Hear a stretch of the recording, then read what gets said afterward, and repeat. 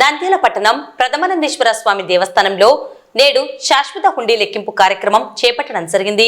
హుండీ ఆదాయం 3,49,365 రూపాయలు ఆదాయం వచ్చినట్లు ఆలయ నిర్వాహకులు తెలిపారు. ఓం శ్రీ పద్మనందీశ్వరాయ నమః. ఈ సంవత్సర కాలం పాటు 9/12/2024 నుండి 9/12/2025 వరకు శాశ్వత హుండీ ద్వారా వచ్చిన మొత్తము 3,49,365 రూపాయలు. ఈ సంవత్సరం కాలం పాటు వచ్చిన మొత్తము.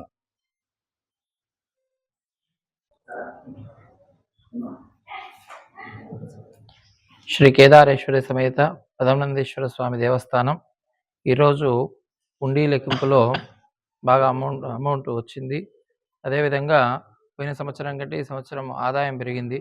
అదేవిధంగా ఇక్కడ ఉదయం జరిగే అభిషేకాలు, సోమవారం జరిగే అభిషేకాలు కావచ్చు, తర్వాత సాయంకాలము పల్లకి సేవ, అన్న వితరణ కార్యక్రమం, ప్రసాద వితరణ కార్యక్రమం కావచ్చు, ఇవన్నీ కూడా జరుగుతున్నాయి. తర్వాత ఆరుద్ర నక్షత్ర అభిషేకము, తర్వాత ఆరుద్ర నక్షత్ర సంబంధంగా హోమము, ఆరుద్ర పాశ్వత హోమము, తర్వాత నుంచి సంకష్ట చతుర్థి కూడా మేము నిర్వర్తించాలని కూడా నిర్ణయించుకుంటున్నాం.